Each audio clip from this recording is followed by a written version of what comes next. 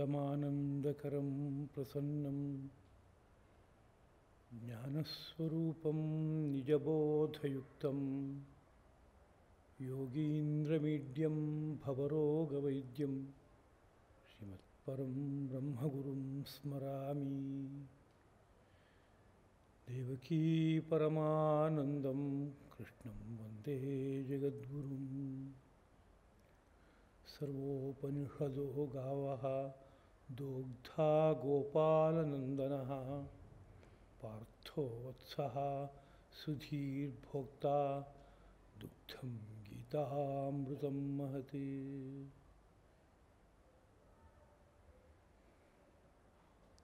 ಹೃನ್ಮಂದಿರದಲ್ಲಿ ತೇಜೋರೂಪರಾಗಿ ಬೆಳಗುತ್ತಿರುವ ಸದ್ಗುರು ದಂಪತಿಗಳ ಪವಿತ್ರ ಪದಪದ್ಮಗಳಿಗೆ ಪ್ರಣಾಮಗಳು. ಎಲ್ಲ ಸಹೃದಯರಾದ ಜಿಜ್ಞಾಸುಗಳಿಗೂ ಹಾರ್ದಿಕವಾದ ಪ್ರಣತಿಗಳು.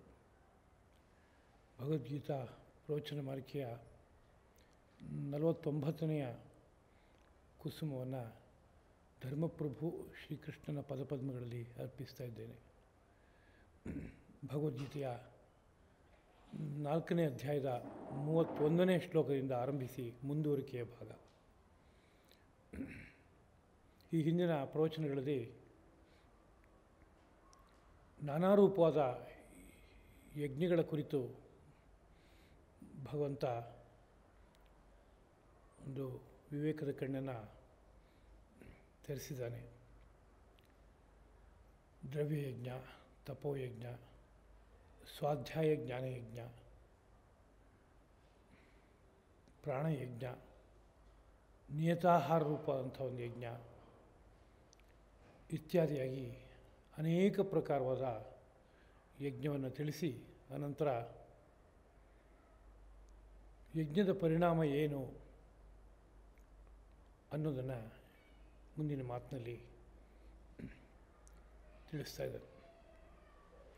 ಯಜ್ಞಹುಷ್ಟ ಅಮೃತಭುಜ ಯಾಂತಿ ಬ್ರಹ್ಮ ಸನಾತನಂ ನಾಯಂ ಲೋಕೋಸ್ತಿ ಅಯಜ್ಞಸ್ಯ ಕುತೋನ್ಯಃ ಕುರು ಸತ್ತಮ. ಯಜ್ಞಶಿಷ್ಟ ಅಮೃತಭುಜ, ಯಜ್ಞದ ನಂತರದಲ್ಲಿ ಶೇಷರೂಪವಾಗಿ ಇರುವ ಅಂದರೆ ಉಳಿದಿರುವ ಹವಿರೂಪವಾದ ವಸ್ತುವನ್ನು, ಅದು ಅಮೃತವಿದ್ದಂತೆ ಅದನ್ನು ಭೋಗಿಸುವವರು ಸನಾತನಂ ಸದಾ ಇರುವ ಬ್ರಹ್ಮಯಾತಿ, ಬ್ರಹ್ಮತತ್ವವನ್ನು ಹೋಗಿ ಸೇರ್ತಾರೆ. ಕುರುಸತ್ತಮ, ಎಲ್ಲಿ ಕುರುಶ್ರೇಷ್ಠನೇ, ಅಯಜ್ಞಸ್ಯ ಯಜ್ಞವಿಲ್ಲದವನಿಗೆ ಅಯಂ ಲೋಕಃ, ಈ ಲೋಕವು ನ ಅಸ್ತಿ, ಇರುವುದಿಲ್ಲ. ಕುತಃ ಅನ್ಯಃ, ಹೀಗಿರುವಾಗ ಮತ್ತೊಂದು ಲೋಕ ಎಲ್ಲಿಂದ, ಪರಲೋಕ ಎಲ್ಲಿಂದ? ಇದು ಶ್ಲೋಕದ ಭಾಷಾಂತರ. ಯಜ್ಞದ ಅಂತ್ಯದಲ್ಲಿ ಉಳಿದಂತಹ ಭಾಗ ಏನಿದೆ ಅದಕ್ಕೆ ಅಮೃತ ಅಂತ ಕರೀತಾರೆ. ಅಮೃತರೂಪವಾದ ವಸ್ತುವನ್ನು ಯಾರು ಸೇವನೆ ಮಾಡ್ತಾನೋ ಅವನು ನಿತ್ಯವೂ ಬೆಳಗುವ ಯಾವ ಬೆಳಕಿದೆಯೋ, ಸನಾತನವಾದ ಬ್ರಹ್ಮವಸ್ತು ಯಾವುದಿದೆಯೋ ಅದನ್ನು ಹೋಗಿ ಸೇರ್ತಾನೆ. ಯಜ್ಞ ಯಾರು ಆಚರಿಸಲು ಅವರಿಗೆ ಈ ಲೋಕವೇ ಸಲ್ಲದು, ಇನ್ನು ಪರಲೋಕ ಎಲ್ಲಿ ಅವರಿಗೆ ಸಲ್ಲುತ್ತೆ? ಯಾವುದೋ ಒಂದು ಹೋಮಕುಂಡವನ್ನು ಸ್ಥಾಪಿಸಿ ಅಲ್ಲಿ ಯಜ್ಞೇಶ್ವರನನ್ನು ಆವಾಹನೆ ಮಾಡಿ ಹವಿರೂಪವಾದ ವಸ್ತುಗಳನ್ನು ವೇದಮಂತ್ರಗಳಿಂದ ದೇವತೆಗಳನ್ನು ಕರೆದು ಅವರಿಗೆ ಸಮರ್ಪಿಸುವಂತಹ ವಿಸ್ತಾರವಾದಂಥ ಒಂದು ಪ್ರಕ್ರಿಯೆ ಯಜ್ಞ ಎಂಬುದಾಗಿ ಕರೆಯಲ್ಪಡುತ್ತೆ.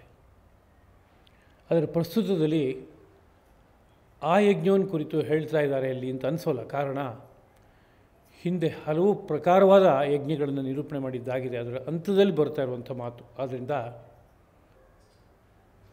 ರಾಜರುಗಳು ಬಹಳ ವಿಸ್ತಾರವಾದ ಸಂಪತ್ತನ್ನು ಇಟ್ಕೊಂಡು ದೇಶ ಕಾಲ ಇವುಗಳೆಲ್ಲವನ್ನೂ ಬಳಸ್ಕೊಂಡು ವೈಭವದಿಂದ ಮಾಡ್ತಾ ಇದ್ದ ಯಜ್ಞ ಏನಿದೆ ಅದು ನಾನಾ ಪ್ರಕಾರವಾದ ಯಜ್ಞಗಳಲ್ಲಿ ಒಂದು ವಿಧ. ಅಲ್ಲಿ ಶಿಷ್ಟವಾದದ್ದು, ಉಳಿದದ್ದು ಕೊನೆಯಲ್ಲಿ ಏನಿದೆ ಹವಿ ರೂಪವಾದದ್ದು ಅದು ಅಮೃತಪ್ರಾಯವಾದದ್ದು ಎಂಬುದಾಗಿ ಹೇಳೋದುಂಟು. ಯಜ್ಞಶೇಷನ್ ತಥಾ ಅಮೃತಂ ಎಂಬುದಾಗಿ ಕರೆಯೋದುಂಟು. ಯಜ್ಞಶೇಷವಾದದ್ದೇನಿದೆಯೋ ಅದು ಅಮೃತ ಎಂಬುದಾಗಿ.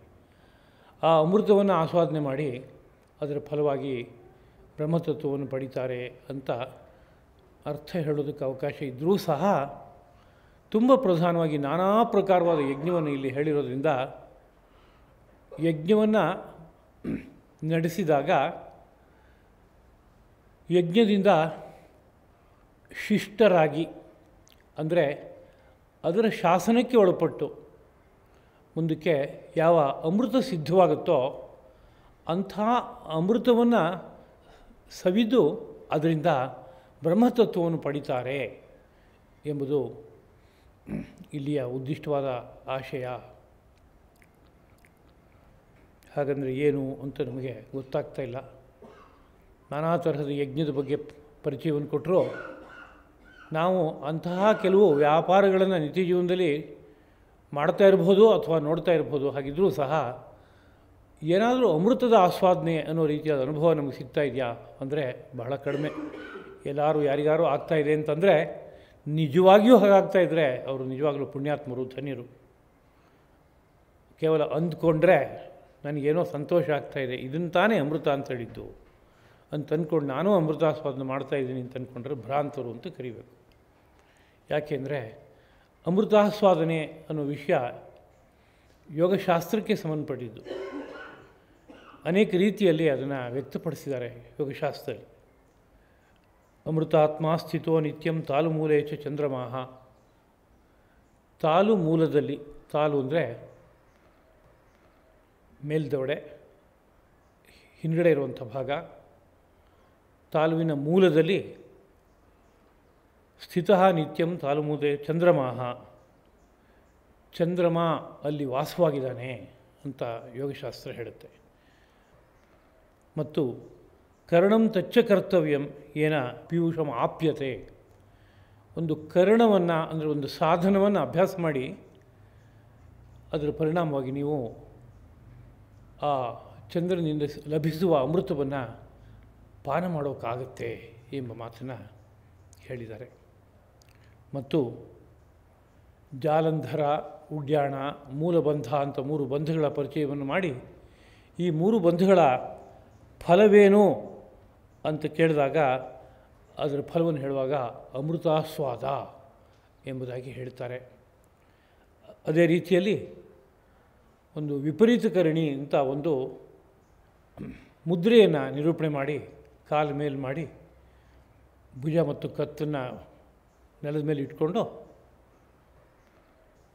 ಎಷ್ಟೋ ದೀರ್ಘಕಾಲ ಇರುವಂತಹ ಒಂದು ಮುದ್ರಾ ವಿಶೇಷ. 3 ಗಂಟೆಗಳ ಕಾಲ ಆ ಮುದ್ರಾ ವಿಶೇಷದಲ್ಲಿ ಅದನ್ನು ಹೇಗೆ ಮಾಡಬೇಕು ಹಾಗೆ ಮಾಡ್ತಾ ಇರೋದಾದರೆ ಆಗ ಅವನು ಒಬ್ಬ ಮಹಾಯೋಗಿಯಾಗಿ ಅಮೃತವನ್ನು ಆಸ್ವಾದನೆ ಮಾಡ್ತಾನೆ ಎಂಬುದಾಗಿ ಹೇಳಿರೋದುಂಟು. ಅದೇ ರೀತಿಯಲ್ಲಿ ಇನ್ನೊಂದು ಮುದ್ರೆ ಖೇಚರಿ ಮುದ್ರಾ ಅಂತ. ಖೇಚರಿ ಮುದ್ರಾ ಅಂದರೆ ಆಕಾಶದಲ್ಲಿ ಸದೇಹವಾಗಿ ಸಂಚಾರ ಮಾಡೋಕ್ಕೆ ಬೇಕಾಗುವ ಒಂದು ಸಿದ್ಧಿ ಲಭಿಸ್ಬಿಡುತ್ತೆ, ಅಂಥ ಮುದ್ರೆ ಅಂತ ಹೇಳೋದುಂಟು. ಹಾಗೆ ಖೇ ಅಂದರೆ ಆಕಾಶದಲ್ಲಿ ಅಂತ. ಆಕಾಶ ಅಂದಾಗ ನಾವು ನೋಡ್ತಾ ಇರುವಂತಹದ್ದು ಈ ಭೌತಿಕ ಆಕಾಶ. ಇದಲ್ಲದೆ ಅಂತಃಪ್ರಪಂಚದಲ್ಲಿ 5 ಆಕಾಶಗಳಿವೆ. ಆ ಆಕಾಶಗಳಲ್ಲಿ ಸಂಚಾರ ಮಾಡಿ ಊರ್ಧ್ವಲೋಕಗಳನ್ನೆಲ್ಲ ಅನುಭವಿಸೋದಕ್ಕೆ ಯಾರಿಗೆ ಅರ್ಹತೆ ಬರುತ್ತೋ ಅವನು ಖೇಚರಿ ಸಿದ್ಧಿಯನ್ನು ಪಡೆದಿದ್ದಾನೆ ಎಂಬುದಾಗಿ ಕೊಂಡಾಡೋದುಂಟು. ಖೇಚರಿ ವಿದ್ಯೆ ಒಲಿದಿದೆ ಅಂತ. ನಾಲಿಗೆಯನ್ನು ಮೇಲ್ಮುಖವಾಗಿ ಹಿಂದಕ್ಕೆ ಮಡಿಸಿ ನಾಲಿಗೆಯ ತುದಿಯಿಂದ ಕಿರುನಾಲಿಗೆಯನ್ನು ಮುಟ್ಟುವಂತೆ ಅದನ್ನು ಒಳಗಡೆ ಸೆಳೆದು ಅಲ್ಲಿ ಯಾವುದೋ ಒಂದು ವಿಶಿಷ್ಟವಾದ ದ್ರವ ಯೋಗಿಗಳಿಗೆ ಮಾತ್ರ ಅನುಭವಗೋಚರವಾಗುತ್ತೆ. ಆ ದ್ರವವನ್ನು ಆಸ್ವಾದನೆ ಮಾಡ್ತಾರೆ. ಅದು ಅಮೃತಪಾನ, ಅಮೃತಾಸ್ವಾದನೆ ಹೀಗೆಲ್ಲ ಕೊಂಡಾಡ್ತಾರೆ. ಈ ಯಾವುದೇ ಮಾತು ಯಾವುದೋ ರೀತಿಯಾದಂಥ ಕಲ್ಪನೆ, ಭಾವನೆ ಇವುಗಳ ಮೇಲೆ ನಿಂತಿರೋ ವಿಷಯ ಅಲ್ಲ. ಅನುಭವಕ್ಕೆ ಸಿಕ್ಕುವಂಥ ಒಂದು ವಿಷಯ. ಮನಸ್ಸು ತುಂಬ ಸಮಾಧಾನವಾಗಿ ಆಗಿ ಆ ತಾಲುವಿನ ಜಾಗದಲ್ಲಿ ಇರುವಂತಹ ಚಂದ್ರನ ಸ್ಥಾನವನ್ನು ಏಕಾಗ್ರವಾದ ಬುದ್ಧಿಯಿಂದ ಭಾವಿಸ್ತಾ ಹೋದಾಗ ಅಲ್ಲಿ ಸಹಜವಾಗಿ ಹನಿ ಹನಿಯಾಗಿ ಯಾವುದೋ ಒಂದು ದ್ರವ ಕೆಳಮುಖವಾಗಿ ಹರಿದು ಬರುತ್ತೆ, ತೊಟ್ಟಿಕ್ಕುತ್ತೆ. ಆ ಅಮೃತವನ್ನು ಯೋಗಿಗಳಾದವರು ತಮ್ಮ ನಾಲಿಗೆಯಲ್ಲಿ ಸವಿದು ಅದರ ಅನುಭವವನ್ನು ತಂದುಕೊಂಡು ಅದರ ಪರಿಣಾಮವಾಗಿ ಒಳಗಡೆ ಬೆಳಗುವ ತತ್ವದಲ್ಲಿ ಸಂಪೂರ್ಣವಾಗಿ ಲಯವನ್ನು ಹೊಂದುತ್ತಾರೆ ಎಂಬುದಾಗಿ ಯೋಗಶಾಸ್ತ್ರ ಕೊಂಡಾಡುತ್ತೆ. ಇದೆಲ್ಲ ಅನುಭವಕ್ಕೆ ಸಿಕ್ಕುವ ವಿಷಯ. ಮಾತಿನಿಂದ ವರ್ಣಿಸೋದಕ್ಕೂ ಆಗೋಲ್ಲ. ಯಾರಾದರೂ ಯಾವುದಾದ್ರೂ ರೀತಿಯಲ್ಲಿ ಮಾತಿನಿಂದ ಅನುಭವಿಗಳೇ ವರ್ಣಿಸಿದರೂ ಇನ್ನೊಬ್ಬನಿಗೆ ಮಾತಿನ ಪರಿಚಯ ಮಾತ್ರ ಆಗುತ್ತೆ. ಆದರೆ ಅನುಭವ ಸಿಕ್ಕಬೇಕಾದ್ರೆ ದೀರ್ಘಕಾಲ ಸಾಧಕರಾಗಿ ಜೀವನವನ್ನು ಅದಕ್ಕಾಗಿ ತೆತ್ತು ಕಾಲ ಕರ್ಮ ಎಲ್ಲ ಕೂಡಿ ಬಂದಾಗ ಯಾವತ್ತೋ ಒಂದಿನ ಆ ಸವಿಯನ್ನು ಅನುಭವಿಸಬೇಕಾಗತ್ತೆ. ಭಾರತ ದೇಶದಲ್ಲಿ ಸುದೀರ್ಘಕಾಲದ ಇತಿಹಾಸವನ್ನು ಗಮನಿಸಿದಾಗ ಅಸಂಖ್ಯಾತವಾದಂಥ ಯೋಗಿಗಳಿದ್ದರು ಎಂಬುದು ಕಂಡುಬರುತ್ತೆ. ಅಮೃತಪಾನ ಮಾಡ್ತಾಯಿದ್ದಂಥ ಯೋಗಿಗಳು ಅಂತ. ಅಮೃತಪಾನ ಅಂತಂದೊಡನೆ ನಮಗೆ ದೇವಾಸುರರ ಯುದ್ಧ ಆಯಿತು, ಸಮುದ್ರವನ್ನು ಮಥನ ಮಾಡಿದ್ರು. ಅನಂತರ ಆ ಸಮುದ್ರ ಮಥನದ ಕಾಲದಲ್ಲಿ ಅಮೃತ ಲಭ್ಯವಾಯಿತು, ಅದನ್ನು ದೇವತೆಗಳು ಪಾನ ಮಾಡಿದ್ರು. ಇಷ್ಟು ಪುರಾಣಗಳಲ್ಲಿ ನಮಗೆ ಲಭ್ಯವಾದ ವಿಷಯ. ಅದು ಸತ್ಯ. ಅದು ಯಾವುದೋ ಒಂದು ಅಂತರಂಗದ ಕ್ಷೇತ್ರದಲ್ಲಿ ಗೋಚರವಾಗುವಂತಹ ಒಂದು ಸಂದರ್ಭ. ದೇವತೆಗಳಿಗೆ ಅಸುರರಿಗೆ ಯುದ್ಧ ಆಗೋದು, ಆನಂತರದಲ್ಲಿ ದೇವತೆಗಳು ಬೃಹಸ್ಪತ್ಯಾಚಾರ್ಯರ ಸಂದೇಶದಂತೆ ಸಮುದ್ರವನ್ನು ಮಥನ ಮಾಡುವಂಥ ಸಂಕಲ್ಪ ಮಾಡೋದು, ದೇವಾಸುರರು ಸೇರಿ ಸಮುದ್ರವನ್ನು ಮಥನ ಮಾಡೋದು, ಅನಂತರದಲ್ಲಿ ಅನೇಕ ಭವ್ಯವಾದ ವಸ್ತುಗಳ ಉಗಮವಾಗುತ್ತೆ, ಕೊನೆಯಲ್ಲಿ ಅಮೃತ ಲಭ್ಯವಾಗುತ್ತೆ, ಧನ್ವಂತರಿ ಗೋಚರಿಸ್ತಾನೆ. ಹೀಗೆಲ್ಲ ಏನು ವರ್ಣನೆಯನ್ನು ನಾವು ಪುರಾಣಗಳಲ್ಲಿ ಕೇಳ್ತೇವೋ ಇದು ಸಹ ಒಂದು ಅಂತರಂಗದ ಅನುಭವ ಎಂಬುದಾಗಿ ಜ್ಞಾನಿಗಳು ಯೋಗಿಗಳು ಸಾರ್ತಾರೆ. ಯಾವುದೋ ಒಂದು ಕ್ಷೇತ್ರವನ್ನು ಮೆಟ್ಟಿದಾಗ ಅಲ್ಲಿ ಆ ಅನುಭವ ಗೋಚರವಾಗುತ್ತೆ ಎಂಬುದಾಗಿ. ಆ ವಿಷಯವಲ್ಲದೆ ಯೋಗ ಸಾಧಕ ತನ್ನ ಜೀವನದಲ್ಲಿ ಒಂದು ಅಮೃತಪಾನದ ಅನುಭವವನ್ನು ಪಡಿತಾನೆ. ಅದಕ್ಕೆ ಅಮೃತ ಅಂತ ಕರೆಯೋದಕ್ಕೆ ಕಾರಣ ಏನಪ್ಪ ಅಂದರೆ ಅದು ಅಮರನನ್ನಾಗಿ ಮಾಡುವ ದ್ರವ, ಅಪೂರ್ವವಾದ ದ್ರವ. ಅದನ್ನು ಸವಿದರೆ ಆಗ ಹುಟ್ಟುವ ಆನಂದ ಇದೆಯಲ್ಲ, ಅದು ಯಾವುದು ಅಂದರೆ ಬ್ರಹ್ಮಾನಂದ, ಪರಬ್ರಹ್ಮ ಅನುಭವದಿಂದ ಬರುವಂಥ ಒಂದು ಆನಂದ. ಆ ಆನಂದವನ್ನು ಪಡೆದವನು ಮೋಕ್ಷವನ್ನು ಕಾಣ್ತಾನೆ, ಅಂದರೆ ಅಮೃತತ್ವವನ್ನು ಪಡಿತಾನೆ. ಆದ್ದರಿಂದ ಆ ದ್ರವಕ್ಕೆ ಅಮೃತ ಎಂಬ ರೂಪ ಅಂತ ಹೆಸರಿದೆ. ಪ್ರಸ್ತುತದಲ್ಲಿ ಒಂದು 12-13 ತರಹದ ಯಜ್ಞದ ಪ್ರಕಾರಗಳನ್ನು ಈವರೆಗೆ ಶ್ರೀಕೃಷ್ಣ ಪ್ರಭು ವಿವರಿಸಿ ಕೊನೆಯಲ್ಲಿ ಆಡ್ತಾ ಇರೋ ಮಾತು ಇದಾದ್ದರಿಂದ ಯಾವ್ಯಾವ ತರಹದ ಯಜ್ಞದ ಸಂಬಂಧಪಟ್ಟ ಪ್ರಭೇದಗಳನ್ನು ಇದುವರೆಗೆ ನಿರೂಪಣೆ ಮಾಡಿದ್ದಾಗಿದೆಯೋ ಆ ಎಲ್ಲ ಯಜ್ಞಗಳು ಸಹ ಅಮೃತಪ್ರದವಾದದ್ದು ಅನ್ನೋ ಅಭಿಪ್ರಾಯ ಒಳಗಡೆಗಿದೆ. ಇಲ್ಲಿ ಯಜ್ಞಶಿಷ್ಟ ಅಮೃತಭುಜ, ಯಜ್ಞದ ಒಂದು ಶಾಸನಕ್ಕೆ ಒಳಪಟ್ಟು ಶಿಷ್ಟರಾಗುವವರು, ಅಂದರೆ ಯಜ್ಞವನ್ನು ವಿಧಿವತ್ತಾಗಿ ಆಚರಿಸಿ ಅದರ ಫಲವನ್ನು ಪಡೆಯೋದಕ್ಕೆ ಯೋಗ್ಯರಾದವರು ಒಂದು ಅಮೃತವನ್ನು ಆಸ್ವಾದನೆ ಮಾಡ್ತಾರೆ. ಈ ಅಮೃತದ ಆಸ್ವಾದನೆ ಅವರನ್ನು ಆ ತುಟ್ಟ ತುದಿಯಲ್ಲಿ ಬೆಳಗುವ ತತ್ವದ ಕಡೆಗೆ ಕರ್ಕೊಂಡು ಹೋಗುತ್ತೆ. ಅಲ್ಲಿ ಆನಂದ ತುಂದಿಲರಾಗಿ ಜೀವನವನ್ನು ಮಾಡ್ತಾರೆ ಅನ್ನೋ ಅಭಿಪ್ರಾಯ ಇಲ್ಲಿ ಒಳಗಡೆ ಇದೆ.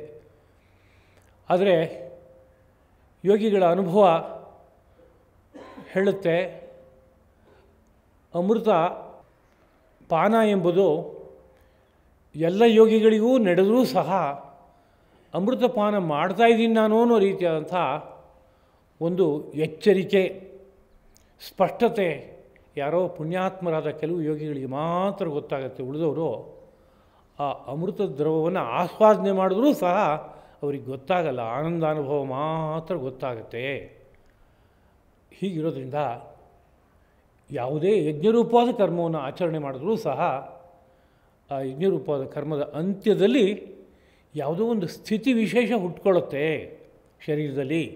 ಆ ಬಗ್ಗೆ ಈಗ ಹಿಂದಿನ ಪಾಠಗಳಲ್ಲಿ ಅಲ್ಲಲ್ಲೇ ವಿವರಿಸಿದ್ದಾಗಿದೆ. ಯಜ್ಞ ಅನ್ನೋ ಪದವೇ ದೇವತೆಗಳನ್ನು ಸಂತೃಪ್ತಿಪಡಿಸುವಂತಹ ಒಂದು ಕರ್ಮ ಅಂತ ಅರ್ಥದಲ್ಲಿ ಬಂದಿದೆ. ಅದು ಯಾವ ಪ್ರಕಾರ ಬೇಕಾದ್ರೂ ಇರ್ಬೋದು ಯಜ್ಞ. ಪರಿಣಾಮವಾಗಿ ಈ ಶರೀರ ಯಂತ್ರದಲ್ಲಿ ವಾಸ ಮಾಡ್ತಾ ಇರುವಂತಹ ದೇವತೆಗಳು ಸುಪ್ರಸನ್ನರಾಗಿ ಪರಿಣಾಮವಾಗಿ ಯಾವುದೋ ಒಂದು ಆನಂದಾನುಭವವನ್ನು ಪಡಿತಾರೆ. ಆನಂದಾನುಭವ ಪಡೆಯುವಾಗ ಒಳಗಡೆ ಯಾವುದೋ ಒಂದು ಕೇಂದ್ರದಲ್ಲಿ ಚಂದ್ರರೂಪವಾದ ಶಕ್ತಿಯಿಂದ ಸರ್ವಿಸಿ ಬರುವ ಅಮೃತ ಮೈ ತುಂಬ ತುಂಬಿಕೊಳ್ಳುತ್ತೆ. ಅದು ಅರ್ಥ ಆಗ್ಬೋದು, ಅರ್ಥ ಆಗದೇ ಇರ್ಬೋದು. ನಿದ್ರೆ ಬಗ್ಗೆ ಮಾತನ್ನು ಎಲ್ಲರೂ ಆಡಬಹುದು. ನಿದ್ದೆ ಹೇಗಿದೆ ಅಂತ ಕೇಳಿದರೆ, ಅಯ್ಯೋ ತುಂಬ ಹಿತವಾಗಿದೆ, ಪ್ರಪಂಚ ಎಲ್ಲ ಮರೆತು ಹೋಗುತ್ತೆ, ಏನೋ ತುಂಬ ನೆಮ್ಮದಿ ಅನುಭವಪ್ಪ.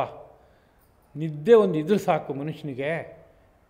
ಎಷ್ಟೇ ಸುಖ ದುಃಖ ಯಾವುದಿದ್ರೂ ನಾವು ಎಲ್ಲವನ್ನೂ ಒಂದು ದೃಷ್ಟಿಯಿಂದ ಹತೋಟಿಯಲ್ಲಿ ಇಟ್ಕೊಳ್ಳೋಕ್ಕಾಗತ್ತೆ.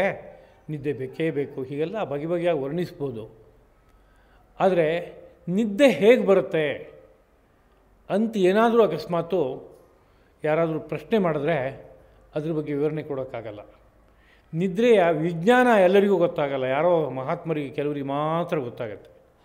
ನಿದ್ರೆ ಹೇಗೆ ಹತ್ತುತ್ತೆ ಅನ್ನೋ ಸಹ ಅವ್ರಿಗೆ ಗೊತ್ತಾಗತ್ತೆ, ಅದನ್ನು ಗುರುತಿಸ್ಬೋದು. ಆದರೆ ಸಾಮಾನ್ಯ ಜನಗಳಿಗೆ ಏನನ್ಸುತ್ತೆ, ನಿದ್ದೆಗೆ ಹೇಗೆ ಹೋದೆ ಅಂತಲೂ ಗೊತ್ತಿಲ್ಲ, ಹೇಗೆ ನಿದ್ದೆಯಿಂದ ಹೊರಗೆ ಬಂದೆ ಅಂತಲೂ ಗೊತ್ತಿಲ್ಲ, ಪರಿಣಾಮ ಮಾತ್ರ ಚೆನ್ನಾಗಿ ಗೊತ್ತು. ಏನಪ್ಪ ಅಂದರೆ ತುಂಬ ಹಿತವಾಗಿದೆ ನನಗೆ ಅಂತ ಅನಿಸುತ್ತೆ. ಅದೇ ರೀತಿಯಲ್ಲಿ ಈ ಅಮೃತಪಾನದ ಅನುಭವ ಯಾರೋ ಮಹಾತ್ಮರಿಗೆ ಕೆಲವರಿಗೆ ಗೊತ್ತಾಗುತ್ತೆ, ಉಳಿದವರಿಗೆ ಅಮೃತಪಾನದ ಅನುಭವ ಹಾಗೆ ಪ್ರತ್ಯಕ್ಷತಃ ನೋಡಿದಂತೆ ಸ್ಪಷ್ಟವಾಗಿ ಗೋಚರವಾಗೋಲ್ಲ. ಆದರೆ ಅದರ ಫಲ ಮಾತ್ರ ಇರುತ್ತೆ. ಅದರ ಫಲ ಏನಪ್ಪ ಅಂದರೆ ಒಂದು ಅದ್ಭುತವಾದ ಆನಂದದ ಅನುಭವ. ಅದರ ಪರಿಣಾಮ ಮುಂದಕ್ಕೆ ತತ್ವ ಸಾಕ್ಷಾತ್ಕಾರ ಎಂಬುದಾಗಿ. ಅದರಿಂದ ಯಜ್ಞಶಿಷ್ಟ ಅಮೃತಭುಜ ಅಂತಂದಾಗ ಯಜ್ಞರೂಪವಾದ ಕರ್ಮವನ್ನು ಆಚರಣೆ ಮಾಡಿದಾಗ ಹುಟ್ಟುವ ಯಾವ ಅಮೃತಾಸ್ವಾದನೆ ಇದೆಯೋ ಅದರಿಂದ ಬ್ರಹ್ಮ ಸನಾತನಂ ಯಾಂತಿ, ಸನಾತನ ಬ್ರಹ್ಮವನ್ನು ಹೋಗಿ ಸೇರ್ತಾರೆ ಅಂತ. ಸನಾತನ ಬ್ರಹ್ಮ ಅಂತ ಹೇಳುವಾಗ ಸದಾತನ ಸನಾತನ ಒಂದೇ ಅರ್ಥದ ಎರಡು ಶಬ್ದಗಳು. ಈ ಎಂದೆಂದೂ ಇರುವಂಥದ್ದು ಅಂತ ಅರ್ಥ. ಬ್ರಹ್ಮ ಅಂದರೆ ಬೃಹತ್ತಾಗಿ ಎಲ್ಲೆಲ್ಲೂ ವ್ಯಾಪಿಸಿರುವಂಥ ತತ್ವ. ಅದು ಯಾವುದು ಅಂದರೆ ಒಂದು ಬೆಳಕು, ಸೂರ್ಯಕೋಟಿ ಸಮಪ್ರಭವಾಗಿರುವ ಒಂದು ಬೆಳಕು. ಅದರಲ್ಲಿ ಒಂದುಗೂಡ್ತಾರೆ, ಸೇರ್ಕೊಂಡ್ಬಿಡ್ತಾರೆ. ಅಂದರೆ ಈ ಜೀವ ಒಂದು ವಿಸ್ಫುಲಿಂಗವಾಗಿ ಭಗವಂತನಿಂದಲೇ ಹೊರಗಡೆ ಬಂದಿರುವಂತಹ ಒಂದು ಕಿಡಿಯಂತೆ ಇದ್ದು ಅನಂತರದಲ್ಲಿ ಆ ವ್ಯಾಪಕವಾದಂಥ ಎಲ್ಲೆಲ್ಲೂ ತುಂಬುವಂತಹ ಆ ಒಂದು ಬೆಳಕಿನಲ್ಲಿ ಸೇರಿಕೊಳ್ಳುವಂಥ ಅನುಭವ ಆಗುತ್ತೆ ಅನ್ನೋ ವಿಷಯವನ್ನು ಹೇಳಿ ಅನಂತರದಲ್ಲಿ ನಾಯಂ ಲೋಕೋಸ್ತಿ ಅಯಜ್ಞಸ್ಯ, ಯಜ್ಞವಿಲ್ಲದವನಿಗೆ ಈ ಲೋಕವೇ ಇಲ್ಲ, ಇನ್ನು ಪರಲೋಕ ಎಲ್ಲಿಂದ ಅನ್ನೋ ಮಾತು. ಯಜ್ಞವಿಲ್ಲದವನಿಗೆ ಈ ಲೋಕವೇ ಇಲ್ಲ ಅಂದರೆ ಏನರ್ಥ? ಈ ಎಲ್ಲಿ ಯಜ್ಞ ಯಾರು ಮಾಡ್ತಾಯಿದ್ದಾರಪ್ಪ? ಈ ಲೋಕ ಇದೆಯಲ್ಲ ಅವರಿಗೆ. 50 ವರ್ಷ, 60 ವರ್ಷ, 70 ವರ್ಷ, 90 ವರ್ಷ, 100 ವರ್ಷ ಬದುಕ್ತಾರೆ, ಬಗೆ ಬಗೆಯಾದ ಸುಖ ಅನುಭವಿಸ್ತಾರೆ, ದುಃಖವನ್ನು ಅನುಭವಿಸ್ತಾರೆ. ಈ ಲೋಕ ಇದ್ದೇ ಇದೆಯಲ್ಲ. ಎಷ್ಟೋ ಜನ ತಮ್ಮ ಇಷ್ಟಾರ್ಥವನ್ನೆಲ್ಲ ಸಾಧಿಸ್ಕೊಂಡು ಮೆರೆದು ಜೀವನ ಮಾಡ್ತಾರೆ. ಹಾಗಿರುವಾಗ ಈ ಲೋಕ ಇಲ್ಲ ಅಂದರೆ ಅರ್ಥ ಏನು? ಇದೆಯಲ್ಲ, ಪ್ರತ್ಯಕ್ಷತಃ ಕಾಣಿಸುತ್ತಲ್ಲ, ಅವ್ರು ಯಾವ ಯಜ್ಞವನ್ನು ಮಾಡೋದು ಕಾಣಿಸಲ್ವಲ್ಲ ಅಂತ ನಮಗೆ ಲೋಕದಲ್ಲಿ ಅನಿಸುತ್ತೆ. ಈಗ ಶ್ರೀಕೃಷ್ಣ ಪ್ರಭು ಯಾವ ಯಜ್ಞವನ್ನು ಕುರಿತು ಹೇಳಿದ್ನೋ ಅಂಥ ಯಜ್ಞ ಏನು ಮಾಡ್ತಾಯಿದ್ದಾರೆ? ಅದರ ಲೋಕದಲ್ಲಿ ಎಲ್ಲ ಸೌಭಾಗ್ಯವನ್ನು ಅನುಭವಿಸ್ಕೊಂಡು ತುಂಬ ಚೆನ್ನಾಗಿ ಬದುಕಿದ್ರು. ಇನ್ಯಾರೋ ಕೆಲವರು ಬಗೆ ಬಗೆಯಾದ ಯಜ್ಞಗಳನ್ನು, ಕೃಷ್ಣ ಪ್ರಭು ಹೇಳಿದಂಥ ಯಜ್ಞವನ್ನು, ಸ್ವಾಧ್ಯಾಯ ಜ್ಞಾನ ಯಜ್ಞ, ತಪೋಯಜ್ಞ, ನಿಯತಾಹಾರ ರೂಪವಾದಂಥ ಯಜ್ಞ, ಅದೇ ರೀತಿಯಲ್ಲಿ ದ್ರವ್ಯ ಯಜ್ಞ ಅಂದರೆ ದಾನ ಕೊಡುವ ರೂಪವಾದಂಥ ಯಜ್ಞ, ಇದನ್ನು ಎಷ್ಟೋ ಜನ ಮಾಡ್ತಾಯಿದ್ದಾರೆ. ಹಾಗೆ ಮಾಡಿದ್ರೂ ಕೂಡ ಅವ್ರ ಜೀವನದಲ್ಲೂ ಕಷ್ಟ ಕಾರ್ಪಣ್ಯಗಳು ಬೇಕಾದಷ್ಟಿದೆ. ಉಳಿದವರಂತೆ ಇವರೂ ಬದುಕಿದ್ದಾರೆ. ಹೀಗಿರುವಾಗ ಈ ಮಾತಿಗೆ ಅರ್ಥ ಏನು ಅಂತ ಒಂದು ಪ್ರಶ್ನೆ ಹುಟ್ಟುತ್ತೆ. ಇಲ್ಲಿ ಹೇಳ್ತಾ ಇರುವಾಗ ತಾತ್ಪರ್ಯ ಏನು ಅಂತ ತಗೋಬೇಕು. ಯಜ್ಞವಿಲ್ಲದವರಿಗೆ ಈ ಲೋಕವೂ ಇಲ್ಲ ಅಂದರೆ ಈ ಮಾನವ ಶರೀರವನ್ನು ಹೊತ್ತು ಇಲ್ಲಿ ಬದುಕಿರುವಾಗ ಯಾವ ಅತ್ಯದ್ಭುತವಾದ ಅನುಭವ ಪಡಿಬೇಕಾಗಿತ್ತೋ ಆ ಅನುಭವ ಇಲ್ಲೇ ಇಲ್ಲ. ಇನ್ನು ಇಲ್ಲಿಂದ ಹೋದ ಮೇಲೆ ಇನ್ಯಾವುದೋ ಲೋಕದಲ್ಲಿ ಪಡೆಯೋದು ಅನ್ನೋದು ಎಲ್ಲಿಂದ? ಯಾಕೆ ಅಂತ ಕೇಳಿದ್ರೆ, ಈ ಲೋಕದಲ್ಲಿ ಬದುಕಿದಾಗ ಈ ಅದ್ಭುತವಾದ ಮಾನವ ಯಂತ್ರ ಬಹಳ ಅದ್ಭುತವಾದ ಆ ಸುಖ ಕೊಡಬೇಕಾದ್ರೆ ಅರಿತು ಯಜ್ಞವನ್ನು ಆಚರಿಸಬೇಕಾಗತ್ತೆ. ಒಬ್ಬೊಬ್ಬನೂ ಒಂದೊಂದು ರೀತಿಯಲ್ಲಿ ಅವನವನ ವರ್ಣಧರ್ಮವನ್ನು ಅನುಸರಿಸಿ, ಆಶ್ರಮ ಧರ್ಮವನ್ನು ಅನುಸರಿಸಿ, ಕಾಲ ದೇಶಗಳಿಗೆ ತಕ್ಕಂತೆ ಹೊಂದಿಕೊಳ್ಳುವಂತಹ ಯಜ್ಞವನ್ನು ವ್ಯವಸ್ಥಿತವಾಗಿ ನಿರ್ವಾಹ ಮಾಡಬೇಕು. ಹಾಗೆ ಮಾಡಿದಾಗ ಈ ಜೀವನದಲ್ಲಿ ಎಂಥ ಅದ್ಭುತವಾದ ಅನುಭವ ಪಡೆಯೋಕ್ಕಾಗತ್ತೆ. ಆ ಅನುಭವದ ಜೊತೆಗೆ ಬದುಕು ಸಾಗಿಸಿದ್ರೆ ಅದೇ ನಿಜವಾದ ಬದುಕು. ಹಾಗಲ್ಲದ ಬದುಕಿಗೆ ಅರ್ಥ ಇಲ್ಲ. ಹೇಳೋದುಂಟು, ಸಾಹಿತ್ಯ ಸಂಗೀತ ಕಲಾವಿಹೀನ ಸಾಕ್ಷಾತ್ ಪಶು ಪುಚ್ಛ ವಿಷಾಣಹೀನ ಅಂತ. ಸಾಹಿತ್ಯ ಸಂಗೀತ ಕಲಾ ಇದ್ಯಾವುದು ಇಲ್ಲದೇ ಇದ್ದವನೋ ಪಶು ಅಷ್ಟೇ. ಆದರೆ ಪುಚ್ಛ ಬಾಲ ಇಲ್ಲ, ವಿಷಾಣ ಕೋಡಿಲ್ಲ, ಅದು ಉಳಿದಂತೆ ಪಶುವೇ ಅಂತ ಹೇಳೋದುಂಟು. ಹಾಗಂದರೆ ತಾತ್ಪರ್ಯ ಏನೋ, ನೀನು ಬೇಕಾದಷ್ಟು ತಿಂದುಂಡು ಬದುಕ್ಬೋದಪ್ಪ, ಆದರೆ ಯಾವುದೋ ಒಂದು ವಿದ್ಯೆಯ ಸವಿ ನಿನಗೆ ಬರಬೇಕಾದ್ರೆ ಸಾಹಿತ್ಯ ಸಂಗೀತ ಕಲಾ ಇವುಗಳನ್ನು ಅಧ್ಯಯನ ಮಾಡಬೇಕು, ಅಲ್ಲೊಂದು ಸುಖ ಸಿಗುತ್ತೆ ಅಂತ ಹೇಳಿದ್ರಲ್ಲ, ಅದೇ ರೀತಿಯಲ್ಲಿ ಇಲ್ಲಿ ಶ್ರೀಕೃಷ್ಣ ಪ್ರಭು ಇನ್ನೊಂದು ಕ್ಷೇತ್ರದ ಪರಿಚಯವನ್ನು ಮಾಡಿಕೊಡ್ತಾ ಇದ್ದಾನೆ. ಏನಪ್ಪ ಅಂದರೆ, ಜೀವನದಲ್ಲಿ ಯಜ್ಞವನ್ನು ಸಾಧಿಸಿಯಪ್ಪ, ಸಹಯಜ್ಞಾ ಪ್ರಜಾ ಸೃಷ್ಟ ಪೂರ್ವವಾಚ ಪ್ರಜಾಪತಿ. ನೀವು ಹುಟ್ಟುವಾಗಲೇ ನಿಮ್ಮ ಜೊತೆಗೆ ಯಜ್ಞವನ್ನು ಒಳಗಡೆ ಇಟ್ಟು ಬಿಟ್ಟಿದ್ದಾರೆ ನಿಮ್ಮನ್ನು. ಹಾಗಿರೋದ್ರಿಂದ ಯಜ್ಞವನ್ನು ಸಾಧಿಸಿ ಅದ್ರ ಮೂಲಕ ದೇವತೆಗಳನ್ನು ಪ್ರಸನ್ನಗೊಳಿಸ್ಕೊಳ್ಳಿ. ಆ ದೇವತೆಗಳ ಪ್ರಸನ್ನತೆಯಿಂದ ಅದೊಂದು ಕಾಮಧೇನು ಇದ್ದ ಹಾಗೆ ಯಜ್ಞ, ನೀವು ಬೇಕಾದ್ದನ್ನೆಲ್ಲ ಪಡಿಬಹುದು ಅನ್ನೋ ರೀತಿಯಾದಂಥ ಭಾಷೆಯನ್ನು ಹೇಳಿರುವಂಥದ್ದು ಉಂಟು. ಆದ್ದರಿಂದ ಯಜ್ಞರೂಪವಾದ ಬದುಕು ಸಾಗಬೇಕು. ಆಗ ಅದೇ ನಿಜವಾದ ಬದುಕು. ಉಳಿದ ಬದುಕು ಹೊರನೋಟಕ್ಕೆ ಬದುಕು ಅಂತ ಅನಿಸುತ್ತೆ. 90 ವರ್ಷ ಬದುಕಿದ, 100 ವರ್ಷ ಬದುಕಿದ, 110 ವರ್ಷ ಬದುಕಿದ, ದೀರ್ಘಾಯುಷಿ, ಪೂರ್ಣ ಜೀವನ ಮಾಡ್ದ, ಯಾವ್ಯಾವ ರೀತಿಯಾದ ಪದಗಳಿಂದ ಎಷ್ಟೆಷ್ಟು ಕೊಂಡಾಡಿದರೂ ಕೂಡ ಈ ದೇಹಯಂತ್ರ ಸಾರ್ಥಕವಾಗುವಂತೆ ಬದುಕು ಸಾಗಿಸಿದ್ನೆ ಅಂತ ಕೇಳಿದರೆ ಖಂಡಿತವಾಗಿಯೂ ಇಲ್ಲ. ಆ ದೃಷ್ಟಿಯಿಂದ ಏನು ಹೇಳಬೇಕು ಅಂದರೆ, ಅವರು ನಾಯಂ ಲೋಕೋಸ್ತಿ, ಅವರಿಗೆ ಈ ಲೋಕ ಏನೂ ಇಲ್ಲ ಅಂತ, ಇದ್ದರೂ ಇಲ್ಲ ಅಂತ ಅರ್ಥ. ಅದಕ್ಕೆ ಹೀಗೆ ಯಜ್ಞರೂಪ ಜೀವನವನ್ನು ಇಲ್ಲಿ ಸಾಗಿಸ್ತಾ ಇದ್ದಾಗ ಯಾವುದೋ ಕಾರಣಕ್ಕೆ ಊರ್ಧ್ವ ಲೋಕಗಳನ್ನು ಅನುಭವಿಸಿ ಮುಂದಕ್ಕೆ ಎಷ್ಟೋ ದೀರ್ಘಕಾಲ ಎಂದೋ ಒಂದು ದಿವಸ ಮೋಕ್ಷವನ್ನು ಕಾಣುವಂಥ ಸಂಕಲ್ಪ ಒಬ್ಬನಿಗೆ ಇರ್ಬೋದು. ಊರ್ಧ್ವ ಲೋಕಗಳು ಅನೇಕ ಇವೆ. ಅಂಥ ಊರ್ಧ್ವ ಲೋಕಗಳ ಅನುಭವ ಅವನಿಗೆ ಸಿಗುತ್ತಾ ಅಂದರೆ ಸಿಗೋಕ್ಕೆ ವಿಷಯ ಇಲ್ಲ. ಯಾಕೆಂದರೆ ಇಲ್ಲಿ ಏನು ಸಾಧನೆ ಮಾಡಬೇಕಿತ್ತು ಆ ಸಾಧನೆ ಮಾಡಿದರೆ ಅದರ ಪುಣ್ಯದ ಫಲವಾಗಿ ಊರ್ಧ್ವ ಲೋಕವನ್ನು ಅನುಭವಿಸ್ಬೋದಿತ್ತು. ಇಲ್ಲಿ ಅಯಜ್ಞರೂಪವಾದ ಬದುಕು ಅಂದರೆ ಒಟ್ಟು ಪಶು ಜೀವನ ಮಾಡುತ್ತಲ್ಲ ಅದೇ ರೀತಿಯಾದಂಥ ಒಂದು ಬದುಕು. ಹೊಟ್ಟೆಗೆ ಆಹಾರ ಬೇಕು, ತಿಂದೆ, ರುಚಿ ರುಚಿಯಾಗಿ ತಿಂದೆ, ಇಂದ್ರಿಯಗಳಿಗೆ ಬೇರೆ ಬೇರೆ ವಿಷಯಗಳು ಬೇಕು, ಅದನ್ನೆಲ್ಲ ಕೊಟ್ಟೆ.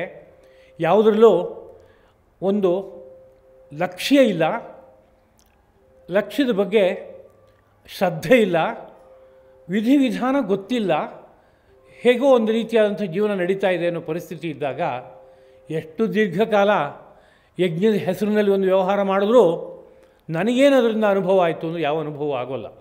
ಹಾಗಲ್ಲ, ಯಜ್ಞವನ್ನು ಯಜ್ಞವಾಗಿ ಮಾಡ್ತಾ ಇದ್ದಾನೆ ಅಂತಾದರೆ ಅದು ಏನು ಪರಿಣಾಮ ಕೊಡಬೇಕು ಅಂತ ಕೇಳಿದ್ರೆ, ಯಾವುದೋ ಒಂದು ಹಂತದಲ್ಲಿ ಒಂದು ಅಮೃತದ ಅನುಭವವನ್ನು ಮೈಯಲ್ಲಿ ತಂದುಕೊಡುತ್ತೆ. ಅದ್ಭುತವಾದಂಥ ಯಾವುದೋ ಒಂದು ಅನುಭವ ನನಗಾಗ್ತಾಯಿದೆ ಅಂತ ಒಂದು ವಿಷಯವನ್ನು ಮನಸ್ಸಿಗೆ ತಂದುಕೊಟ್ಟು ಅದರ ಮುಂದಿನ ಹೆಜ್ಜೆಯಾಗಿ ನಿತ್ಯ ಸತ್ಯವಾದಂಥ ಪರತತ್ವದಲ್ಲಿ ಒಂದುಗೂಡೋದಕ್ಕೆ ಬೇಕಾಗುವಂತೆ ಅದು ಮಾಡಿಕೊಡುತ್ತೆ ಎಂಬುದನ್ನು ಇಲ್ಲಿ ಭಾವಿಸಬೇಕು. ಈ ಒಂದು ನೋಟ ಪ್ರಧಾನವಾಗಿ ಅಷ್ಟಾಂಗ ಯೋಗ ವಿಜ್ಞಾನ ಮಂದಿರದ ಅಧ್ಯಕ್ಷರಾದ ಶ್ರೀರಂಗ ಮಹಾಗುರುಗಳ ಪ್ರಯೋಗಬದ್ಧವಾದಂತಹ ಪಾಠ ಪ್ರವಚನಗಳ ಹಿನ್ನೆಲೆಯಲ್ಲಿ ನಾನು ಪ್ರಸ್ತುತಗೊಳಿಸ್ತಾ ಇದ್ದೀನಿ.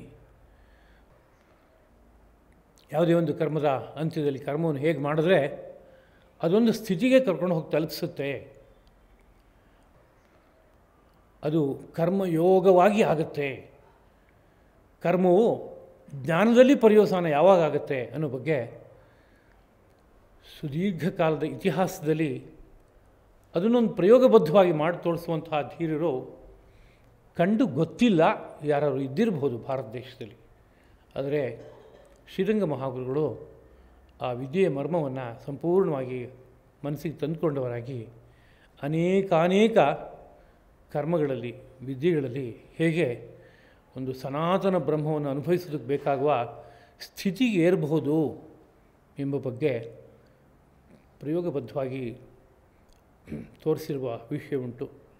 ಆ ನೇರದಲ್ಲಿ ಈ ಮಾತುಗಳನ್ನು ಆಡ್ತಾಯಿದ್ದೀನಿ. ಗ್ರಂಥಗಳಲ್ಲಿ ಈ ಥರದ ವಿವರಣೆ ಇಲ್ಲದೆ ಹೋಗಿರ್ಬೋದು. ಆದರೆ ಆರ್ಷ ಗ್ರಂಥಗಳನ್ನು ಅವಲೋಕನ ಮಾಡಿದಾಗ, ವಿಶೇಷವಾಗಿ ಯೋಗಶಾಸ್ತ್ರದ ಅಧ್ಯಯನವನ್ನು ಮಾಡಿದಾಗ ಯೋಗಶಾಸ್ತ್ರದ ಒಂದು ನೋಟ ಈ ರೀತಿಯಲ್ಲಿ ಇದೆ ಎಂಬುದು ಕಂಡುಬರುತ್ತೆ. ಇಷ್ಟನ್ನು ಈ ಶ್ಲೋಕದ ಬಗ್ಗೆ ವಿವರಣೆಯಾಗಿ ಭಾವಿಸಿ ಮುಂದಿನ ಶ್ಲೋಕ 32. ಏವಂ ಬಹುವಿಧಾ ಯಜ್ಞಾಃ ವಿತತಾಃ ಬ್ರಹ್ಮಣೋ ಮುಖೇ ಕರ್ಮಜಾನ್ ವಿದ್ಧಿತಾನ್ ಸರ್ವಾನ್ ಏವಂ ಜ್ಞಾತ್ವಾ ವಿಮೋಕ್ಷ್ಯಸೆ. ಏವಂ ಹೀಗೆ ಬಹುವಿಧಾ ಯಜ್ಞಾಃ ಬಹುವಿಧವಾದ ಯಜ್ಞಗಳು ಬ್ರಹ್ಮಣೋ ಮುಖೇ ವೇದದ ದ್ವಾರ, ವೇದ ಮುಖದಲ್ಲಿ ವಿತತಃ ವಿಸ್ತಾರಗೊಂಡಿವೆ, ನಿರೂಪಿಸಲ್ಪಟ್ಟಿವೆ.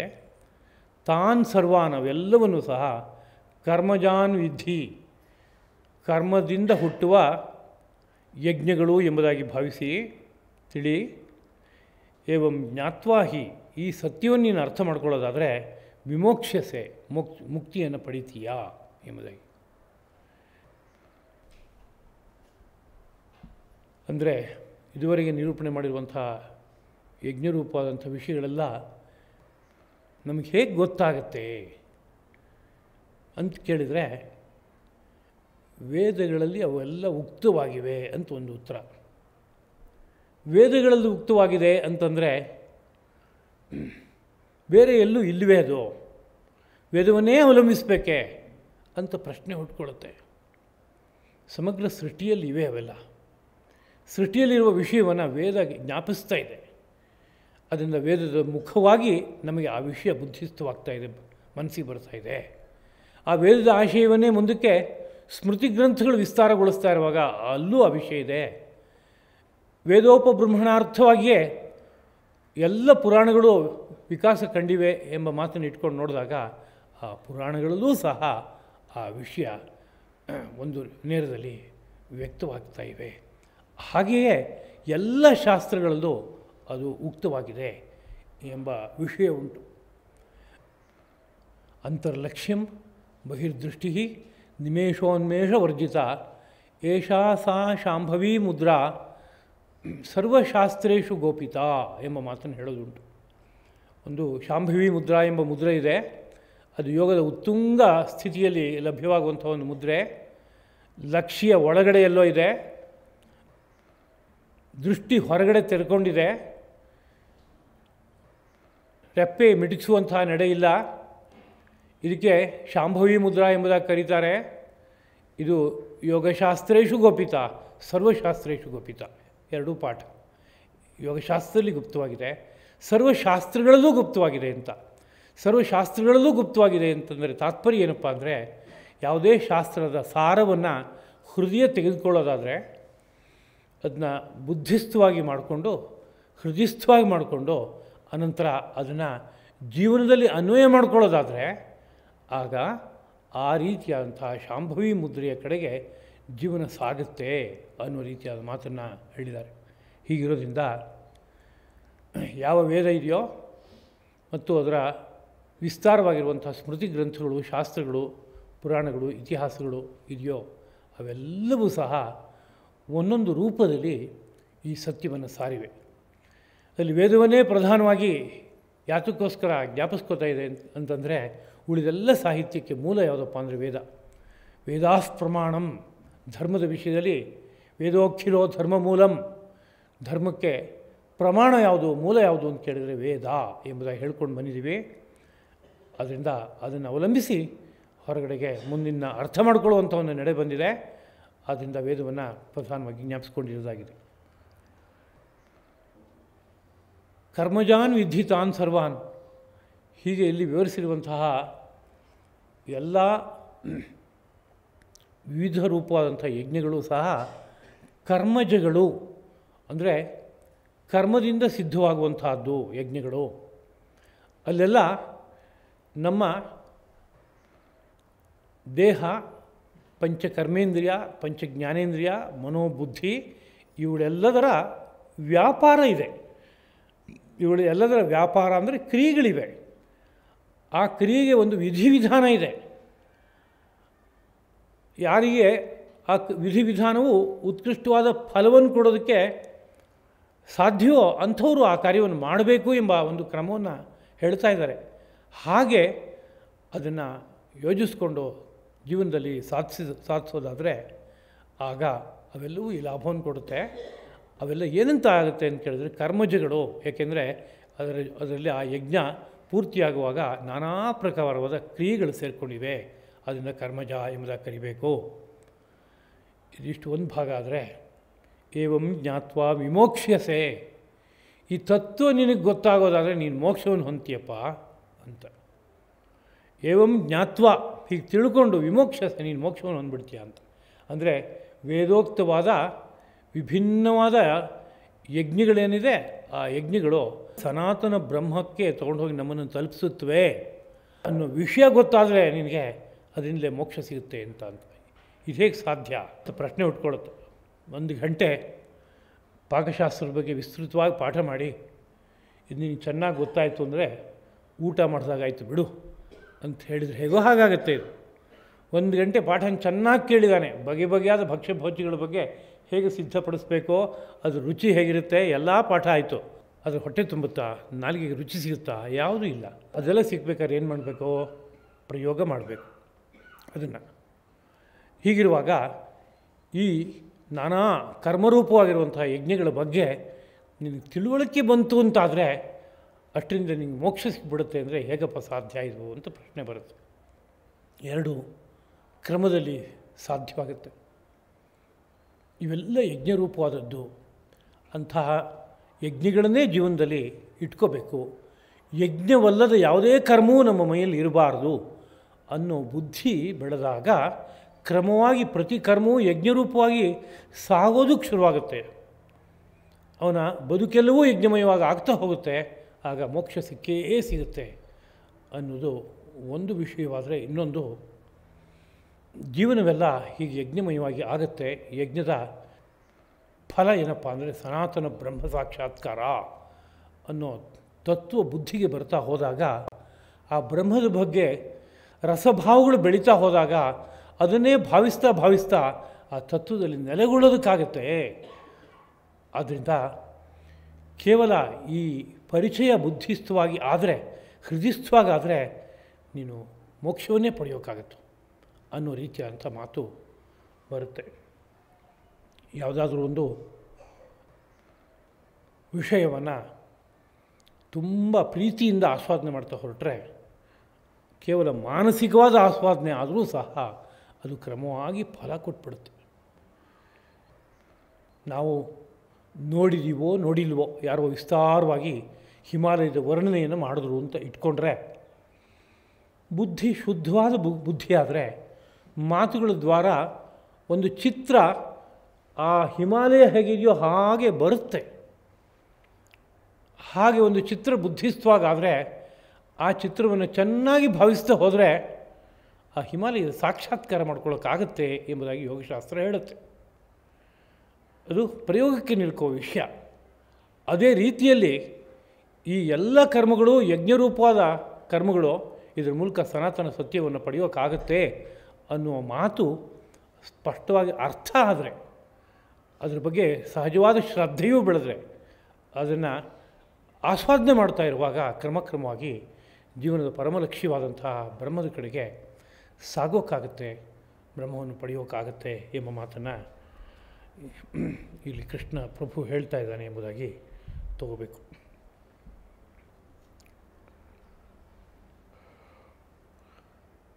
ಗ್ರಂಥಗಳಲ್ಲಿ ಒಂದು ರೀತಿಯಾದಂಥ ವಿವರಣೆ ಇದೆ. ಈ ಕರ್ಮ ಅನ್ನೋದೆಲ್ಲ ಯಜ್ಞರೂಪವಾಗಿರಬೇಕು. ಅಯಜ್ಞರೂಪವಾಗಿ ಯಾವುದಾದ್ರು ಕರ್ಮ ಇದ್ದರೆ ಅದು ಬಂಧನಕ್ಕೆ ಕಾರಣ ಆಗುತ್ತೆ.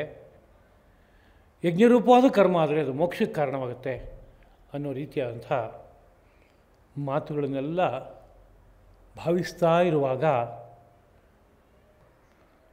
ಯಾರೋ ಒಬ್ಬ ವಿವೇಕಿಗೆ ನ ಮದ್ವ್ಯಾಪಾರ ಇಮೆ, ಇದೆಲ್ಲವೂ ನನ್ನ ವ್ಯಾಪಾರ ಅಲ್ಲಪ್ಪ, ನಿರ್ವ್ಯಾಪಾರೋಹಂ ಉದಾಸೀನಃ, ನಾನು ನಿರ್ವ್ಯಾಪಾರನಾದವನು, ಉದಾಸೀನಃ, ಯಾವುದೋ ಒಂದು ಸ್ಥಿತಿಯಲ್ಲಿದ್ದೀನಿ, ಈ ಪ್ರಪಂಚದ ಯಾವ ಸ್ಪರ್ಶವೂ ನನಗಿಲ್ಲ ಎಂಬ ಒಂದು ತನ್ನ ಸ್ವರೂಪ ಜ್ಞಾನ ಅವನಿಗೆ ಈ ಸಂದರ್ಭದಲ್ಲಿ ಹುಟ್ಟಿದರೆ ಆಗೇನಾಗುತ್ತೆ, ಬ್ರಹ್ಮ ಸನಾತನದ ಸಾಕ್ಷಾತ್ಕಾರ ಆಗುತ್ತೆ ಎಂಬ ವಿವರಣೆಯನ್ನು ಗ್ರಂಥಗಳು ಕೊಡ್ತಾ ಇವೆ. ಅಂದರೆ ಕರ್ಮವೆಲ್ಲ ಪ್ರಧಾನವಾಗಿ ತ್ರಿಗುಣಮಯವಾದ ಪ್ರಕೃತಿ ಕ್ಷೇತ್ರಕ್ಕೆ ಸೇರಿದ್ದು. ನಾನು ಕರ್ಮ ಮಾಡ್ತಾಯಿದ್ದೀನಿ ಅಂತ ಅಂದ್ಕೋತಾ ಇದ್ದೀನಿಲ್ಲ, ಇದು ಯಾವುದೋ ಒಂದು ಭ್ರಮೆಯ ಕಾರಣದಿಂದ ಅನ್ನಿಸ್ತಾ ಇರುವಂತಹದ್ದು. ನಾನು ಕರ್ಮ ಮಾಡುವವನಲ್ಲ, ಕಾರಣ ನಾನೊಂದು ಕೇವಲ ಶುದ್ಧವಾದ ತತ್ವಸ್ವರೂಪ ಅಂತ ಬುದ್ಧಿಗೆ ಏನಾದ್ರು ಭಾಸವಾಗೋಕ್ಕೆ ಶುರುವಾಗೋದಾದರೆ ಈ ಕರ್ಮ ಪ್ರಪಂಚದ ಪರಿಚಯವನ್ನು ಮಾಡಿಕೊಳ್ಳುವ ಸಂದರ್ಭದಲ್ಲಿ ಹಾಗಾಗೋದಾದರೆ ಆಗ ಆ ಬ್ರಹ್ಮತತ್ವ ಗೋಚರವಾಗೋದಕ್ಕೆ ಅವಕಾಶ ಇದೆ. ಹಾಗಾಗುತ್ತೆ ಎಂಬುದಾಗಿಯೂ ಸಹ ಜ್ಞಾಪಿಸಿರುವಂಥದ್ದುಂಟು. ಮುಂದಿನ ಮಾತು, ಶ್ರೇಯಾನ್ ದ್ರವ್ಯಮಯಾತ್ ಯಜ್ಞಾತ್ ಜ್ಞಾನಯಜ್ಞ ಪರಂತಪ ಸರ್ವಂ ಕರ್ಮ ಅಖಿಲಂ ಪಾರ್ಥ ಜ್ಞಾನೇ ಪರಿಸಮಾಪ್ಯತೆ. ಪರಂತಪ ಇಲ್ಲಿ ಪರಂತಪನೆ, ದ್ರವ್ಯಮಯಾತ್ ಯಜ್ಞಾತ್ ದ್ರವ್ಯಮಯವಾದ ಯಜ್ಞಕ್ಕಿಂತಲೂ ಜ್ಞಾನಯಜ್ಞ ಜ್ಞಾನಯಜ್ಞವೆಂಬುದು ಶ್ರೇಯಾನ್ ಒಳ್ಳೆಯದು, ಉತ್ತಮವಾದದ್ದು. ಪಾರ್ಥ ಎಲೆ ಪಾರ್ಥನೆ, ಸರ್ವಂ ಕರ್ಮ ಎಲ್ಲ ಕರ್ಮಗಳು ಜ್ಞಾನೇ ಜ್ಞಾನದಲ್ಲಿ ಅಖಿಲಂ ಪೂರ್ಣವಾಗಿ ಪರಿಸಮಾಪ್ಯತೆ ಮುಕ್ತಾಯವನ್ನು ಹೊಂದುತ್ತದೆ. ಅಂದರೆ ಇದುವರೆಗೆ ನಿರೂಪಣೆ ಮಾಡಿರುವಂತಹ ಯಾವ ನಾನಾ ಪ್ರಕಾರವಾದ ಯಜ್ಞಗಳಿದೆಯೋ ಅದೆಲ್ಲವೂ ಕರ್ಮರೂಪವಾಗಿರುವಂಥ ಯಜ್ಞಗಳು, ಕರ್ಮಜವಾದ ಯಜ್ಞಗಳು. ಆ ಕರ್ಮಜವಾದ ಯಜ್ಞಗಳಲ್ಲಿ ದ್ರವ್ಯ ಬೇಕೇ ಬೇಕು. ದ್ರವ್ಯವಿಲ್ಲದೆ ಮಾಡೋಕ್ಕೆ ಹೇಗೆ ಸಾಧ್ಯ ಇದೆ ಅಂದರೆ, ಯಾರೋ ಒಬ್ಬ ಯಜ್ಞ ಮಾಡಬೇಕು ಅಂತ ಹೊರಟಾಗ ಯಾವುದೇ ಯಜ್ಞ ಆಗಲಿ, ತಪೋಯಜ್ಞ ಆಗಬೇಕು, ಅಥವಾ ದ್ರವ್ಯ ಯಜ್ಞ ಆಗ್ಬೋದು, ಅಥವಾ ಸ್ವಾಧ್ಯಾಯ ಜ್ಞಾನಯಜ್ಞ ಆಗ್ಬೋದು. ಇದನ್ನೆಲ್ಲ ಮಾಡಬೇಕಾದ್ರೆ ದ್ರವ್ಯಗಳ ಸಹಕಾರ ಬೇಕಾಗುತ್ತೆ. ಏನು ದ್ರವ್ಯಗಳ ಸಹಕಾರ ಬೇಕಾಗುತ್ತೆ ಅಂದರೆ, ಯಾವುದೋ ಒಂದು ಒಬ್ಬನಿಗೆ ದಾನ ಕೊಡಬೇಕು ಅಂದರೆ ಒಂದು ಪದಾರ್ಥ ನನ್ನ ಹತ್ರ ಇರಬೇಕು, ಅದನ್ನು ಇನ್ನೊಬ್ಬನಿಗೆ ಸುಪಾತ್ರನಿಗೆ ದಾನವಾಗಿ ಕೊಡಬೇಕು, ಆಗ ಅದು ಯಜ್ಞ ಆಗುತ್ತೆ. ಹಾಗೆ ಸ್ವಾಧ್ಯಾಯವನ್ನು ವಿಶೇಷವಾಗಿ ಮಾಡ್ಕೊಳ್ತಾ ಅದ್ರ ಮೂಲಕ ಬ್ರಹ್ಮತತ್ವಕ್ಕೆ ಏರ್ತೀನಿ ಅಂದರೆ, ಸ್ವಾಧ್ಯಾಯ ಎಂಬ ಯಾವುದೋ ಒಂದು ಶಬ್ದರೂಪವಾದ ವಿಷಯವನ್ನು ಅವಲಂಬಿಸಿಕೊಂಡು ಅರ್ಥರೂಪವಾದ ಪ್ರಪಂಚಕ್ಕೆ ಒಂದು ಸಾಗಬೇಕು. ಅಲ್ಲಿ ಏನೋ ಒಂದು ದ್ರವ್ಯ ಇದೆ ಅಲ್ಲಿ. ಅದೇ ರೀತಿಯಲ್ಲಿ ನಿಯತಾಹಾರವನ್ನು ಸಾಧನೆ ಮಾಡಿಕೊಳ್ತಾ ಮುಂದಕ್ಕೆ ತತ್ವಕ್ಕೆ ಹೋಗಿ ಸಾಕ್ತಾನೆ ಅಂತ ಒಂದು ಯಜ್ಞದ ಪ್ರಕಾರವನ್ನು ವರ್ಣಿಸಿದ್ದಾಗಿದೆ. ನಿಯತಾಹಾರವೆಂಬುದು ಏನದು, ಅದೊಂದು ದ್ರವ್ಯ ಅದು. ಅದೇ ರೀತಿಯಲ್ಲಿ ರೇಚಕ ಕುಂಭಕ ಪೂರಕ ಕುಂಭಕವನ್ನು ಮಾಡಿಕೊಳ್ತಾ ಬ್ರಹ್ಮವನ್ನು ಮುಟ್ಟುವವರು ಉಂಟು ಎಂಬ ಮಾತು ಕೇಳಿತು. ಅಲ್ಲೂ ಕೂಡ ರೇಚಕ ಕುಂಭಕ ಪೂರಕ ಕುಂಭಕ ಅಂತಂದಾಗ ಪ್ರಾಣ ಮತ್ತು ಅಪಾನಗಳನ್ನು ಅವಲಂಬಿಸಿಕೊಂಡು ಸಾಧನೆ ನಡೀತಾ ಇದೆ ಅಂತ ತಗೊಂಡಾಗ, ಒಟ್ಟು ಶರೀರವನ್ನು ಅವಲಂಬಿಸಿಕೊಂಡು, ಇಂದ್ರಿಯಗಳನ್ನು ಬಳಸ್ಕೊಂಡು, ಪ್ರಾಪಂಚಿಕವಾದ ದ್ರವ್ಯವನ್ನು ಬಳಸ್ಕೊಂಡು ಮಾಡುವ ಯಜ್ಞಗಳಾದ್ದರಿಂದ ಅವೆಲ್ಲವೂ ಕೂಡ ದ್ರವ್ಯಮಯವಾದಂಥ ಯಜ್ಞಗಳು ಅಂತ. ಅಂತಹ ದ್ರವ್ಯಮಯವಾದ ಯಜ್ಞಗಳಿಗಿಂತಲೂ ಜ್ಞಾನಯಜ್ಞ ಅತ್ಯಂತ ಶ್ರೇಷ್ಠವಾದದ್ದು ಅಂತ. ಹಾಗೆ ಜ್ಞಾನಮಯವಾದ ಯಜ್ಞ ಯಾವುದು ಅಂತ ಕೇಳಿದರೆ ಅದರ ಬಗ್ಗೆ ಮುಂದೆ ವಿವರಣೆಯನ್ನು ಕೊಡ್ತಾ ಇದ್ದಾರೆ. ಹಿಂದೆ ಈಗಾಗಲೇ ಒಂದು ವಿವರಣೆಯನ್ನು ಕೊಟ್ಟಿರುವಂಥದ್ದು ಆಗಿದೆ. ಜ್ಞಾನಿಗಳ ಮಾತುಗಳನ್ನು, ಉಪನಿಷದ್ ವಾಕ್ಯವನ್ನು, ಅದರ ತತ್ವವನ್ನು ಬಲ್ಲವರು ಆಡಿದಾಗ ಅವರ ಆಶಯವನ್ನು ಗ್ರಹಿಸ್ತಾ ಶ್ರವಣ ಮನನ ನಿಧಿಧ್ಯಾಸನವನ್ನು ಮಾಡ್ತಾ ಹೋದಾಗ ತಾನಾಗೇ ತತ್ವ ಸಾಕ್ಷಾತ್ಕಾರ ಆಗುತ್ತೆ. ಇದಕ್ಕೆ ಜ್ಞಾನಯೋಗ ಅನ್ನೋ ರೀತಿಯಾದ ಭಾಷೆಯನ್ನು ಬಳಸಿದ್ದಾರೆ. ಇಲ್ಲೂ ಶಬ್ದಗಳ ಅವಲಂಬನೆ ಬೇಡವೆ, ಅರ್ಥಾನುಸಂಧಾನ ಬೇಡವೆ ಅಂತ ಪ್ರಶ್ನೆ ಹುಟ್ಕೊಳ್ಳುತ್ತೆ. ಆದರೆ ಬಹಳ ಕಡಿಮೆ, ಕಿಂಚಿನ್ ಮಾತ್ರ ಇದೆ. ಆದರೆ ಬೇರೆ ಕರ್ಮ ಅಜವಾದಂಥ ಯಜ್ಞಗಳಲ್ಲಿ ಅತಿಶಯವಾಗಿ ದೇಶ, ಕಾಲ, ದ್ರವ್ಯ, ಶರೀರ ಇವೆಲ್ಲವನ್ನೂ ಅವಲಂಬಿಸ್ಕೊಂಡು ಸಾಧನೆ ಮಾಡಬೇಕಾದ್ದಾಗಿದೆ. ಹೀಗಿರೋದ್ರಿಂದ ಒಂದಕ್ಕಿಂತ ಒಂದು ಭಿನ್ನವಾಗಿದೆ ಮತ್ತು ಶ್ರೇಷ್ಠವಾದದ್ದಾಗಿದೆ ಅಂತ. ಸಂಕ್ಷೇಪವಾಗಿ ಹೇಳೋದಾದರೆ, ದ್ರವ್ಯ ಯಜ್ಞದಲ್ಲಿ ಅನೇಕ ಅವಲಂಬನೆಗಳಿದೆ, ಜ್ಞಾನ ಯಜ್ಞದಲ್ಲಿ ಅಂಥ ಅವಲಂಬನೆಗಳು ಕಡಿಮೆ. ಹಾಗೆ ದ್ರವ್ಯ ಯಜ್ಞದ ನಡೆ ಹೇಗೆ ಅಂತೇಳಿದ್ರೆ, ಆಯಾ ದ್ರವ್ಯ ಯಜ್ಞವನ್ನು ಮಾಡುವಾಗ ಬೇರೆ ಬೇರೆ ಪ್ರಯೋಜನಗಳನ್ನು ಮನಸ್ಸಿನಲ್ಲಿಟ್ಕೊಂಡು ಆಚರಣೆ ಮಾಡಿ ಅದನ್ನು ಪಡೆದು ಆ ಕರ್ಮ ಸಾರ್ಥಕವಾಗುವಂತಹ ಸನ್ನಿವೇಶವೂ ಉಂಟು. ಅಂದರೆ ಆ ಎಲ್ಲ ಯಜ್ಞರೂಪವಾದ ಕರ್ಮ ಯಾವುದೋ ಲೌಕಿಕವಾದ ಫಲವನ್ನು ಕೊಟ್ಟು ಮುಕ್ತಾಯ ಆಗುವಂಥದ್ದುಂಟು. ಅದು ಮೋಕ್ಷಕ್ಕೆ ತಲುಪಿಸಬೇಕು ಅಂತ ನಿಯಮ ಇಲ್ಲ. ಅದನ್ನು ಆಚರಿಸುವಾಗ ನನಗೆ ಮೋಕ್ಷ ಬಿಟ್ಟು ಬೇರೆ ಇನ್ಯಾವುದೂ ಅಲ್ಲ ಉದ್ದೇಶ ಅನ್ನೋ ದೃಢವಾದ ಮನಸ್ಸಿರೋದಾದರೆ ಅಲ್ಲಿ ಹೋಗಿ ತಲುಪೋದಕ್ಕಾಗುತ್ತೆ. ಇಲ್ಲದೆ ಹೋದರೆ ಮಧ್ಯದಲ್ಲಿ ಎಲ್ಲೆಲ್ಲೋ ಉಪಪ್ರಯೋಜನಗಳನ್ನು ಪಡ್ಕೊಂಡು ಜೀವನವನ್ನು ಕಳಿಬೇಕಾದ ಪರಿಸ್ಥಿತಿ ಬರುತ್ತೆ. ಕರ್ಮಯಜ್ಞದ ಕಥೆ ಆಗಿದೆ, ಅದು ಜ್ಞಾನಯಜ್ಞ ಆಗಿಲ್ಲ. ಜ್ಞಾನಯಜ್ಞ ನೇರವಾಗಿ ಜ್ಞಾನಾನ್ ಮೋಕ್ಷ ಸಿದ್ಧಿಗೆ ತೊಗೊಂಡೋಗಿ ತಲುಪಿಸ್ಬಿಡುತ್ತೆ.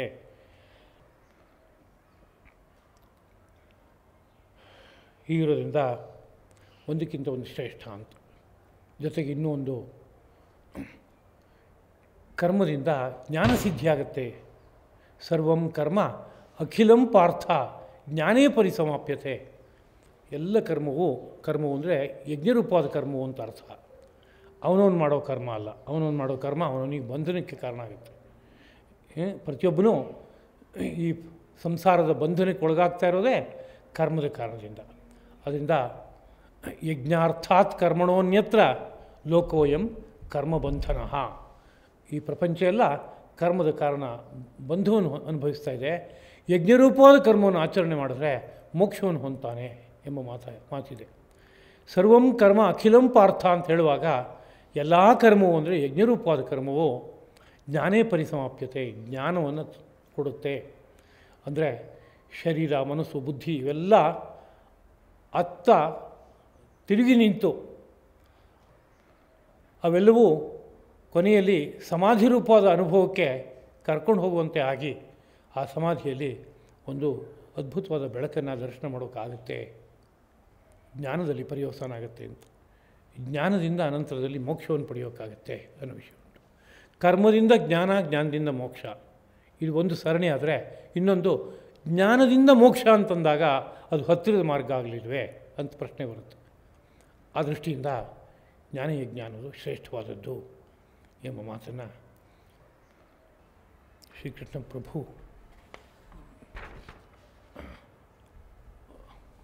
ಆದೇಶಿಸ್ತಾ ಇದ್ದಾನೆ ಎಂಬುದಾಗಿ ಭಾವಿಸಬೇಕು. ಮುಂದಿನ ಮಾತು, ಇಂತಹ ಜ್ಞಾನಯಜ್ಞದ ಬಗ್ಗೆ ಪರಿಚಯ ಪಡೆಯೋದಾದರೂ ಹೇಗೆ? ಯಾವುದೇ ಆದರೂ ಅದಕ್ಕೆ ಮಾರ್ಗದರ್ಶಕ ಬೇಕು, ತತ್ವಜ್ಞ ಬೇಕು. ಹೇಗೆ ಪಡೆಯೋದು ಅಂತ ಪ್ರಶ್ನೆ ಹುಟ್ಕೊಂಡ್ರೆ ಸಹಜ.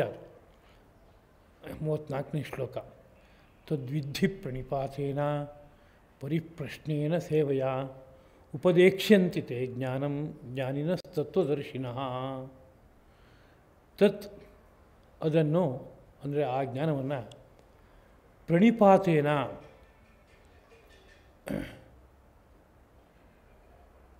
ದಂಡವತ್ ಪ್ರಣಮಿಸುವುದರಿಂದ, ಪರಿಪ್ರಶ್ನೇನ ಬಗೆ ಬಗೆಯಾಗಿ ಆ ಬಗ್ಗೆ ಪ್ರಶ್ನಿಸುವುದರಿಂದ, ಸೇವೆಯ ಅದನ್ನು ಯಾರು ಅನುಭವಿಸಿದಾರೋ ಅವರನ್ನು ಶುಶ್ರೂಷೆ ಮಾಡುವುದರಿಂದ ವಿದ್ಯೆ ತಿಳಿದುಕೋ.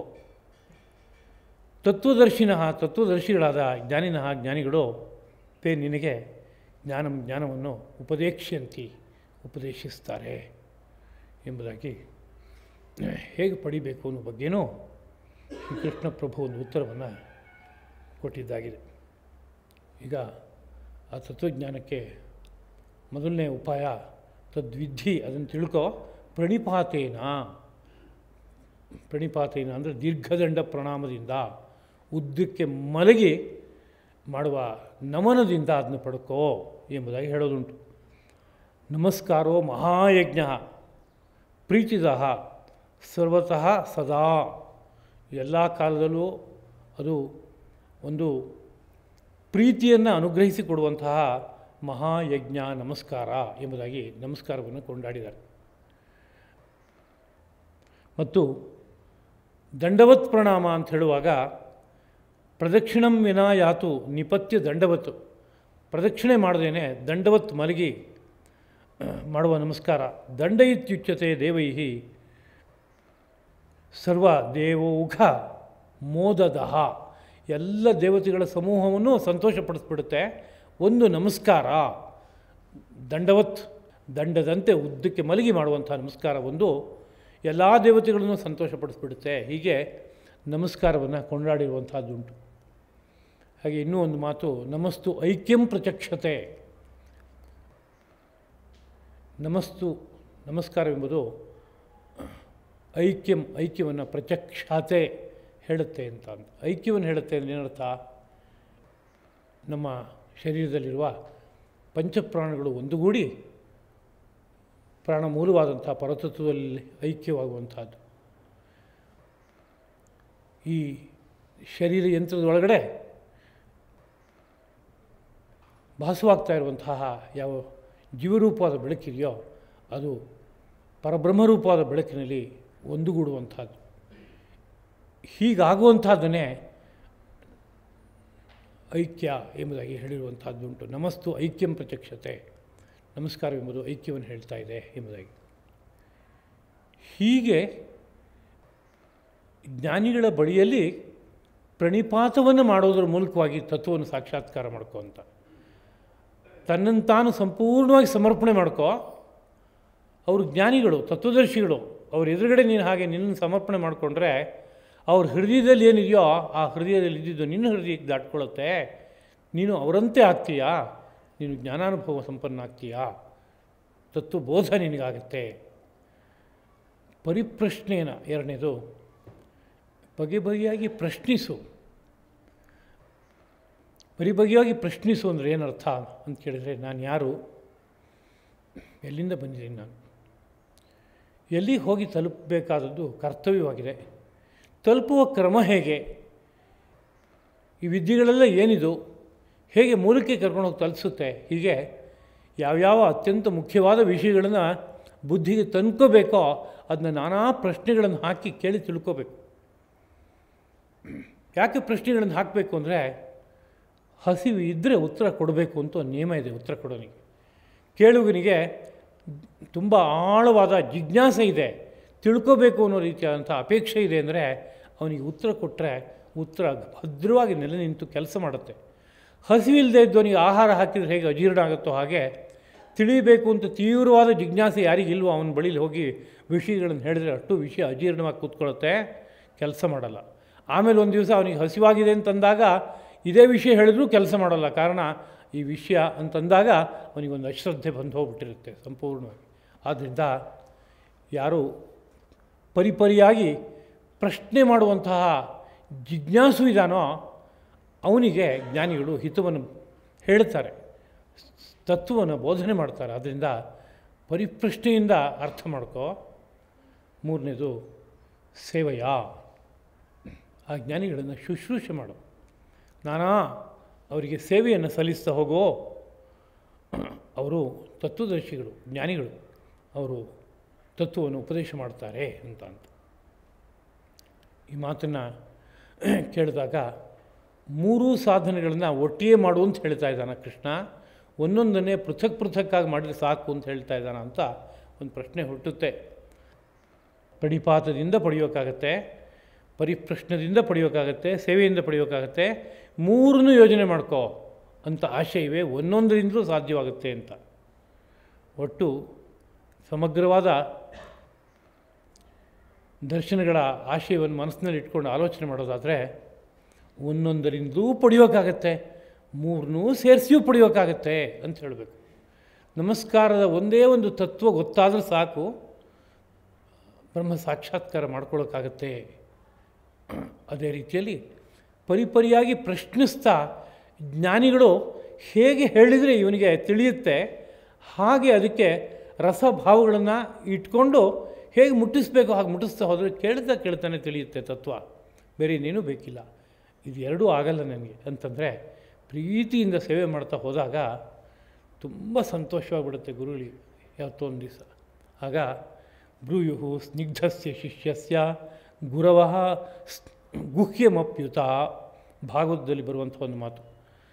ಯಾರೋ ಒಬ್ಬ ಶಿಷ್ಯ ತುಂಬ ಸ್ನಿಗ್ಧನಾಗಿದ್ದಾನೆ, ನನ್ನ ಜೊತೆಗೆ ಬೆಸ್ತು ಬಿಟ್ಟಿದ್ದಾನೆ, ಸದಾ ನನ್ನ ಜೊತೆಗೆ ಸೇವೆ ಮಾಡಿಕೊಂಡು ನೀವೇ ಸರ್ವಸ್ವಾನ ಬುದ್ಧಿಯಿಂದ ಇದ್ದಾನೆ ಅಂತಂದಾಗ ಅವನು ಕಂಡ್ರೆ ಅತ್ಯಂತ ರಹಸ್ಯವಾದ ವಿಷಯವನ್ನು ಬಿಚ್ಚೇಳಬೇಕು ಅಂತ ಗುರುವಿಗೆ ಅನಿಸುತ್ತಂತೆ.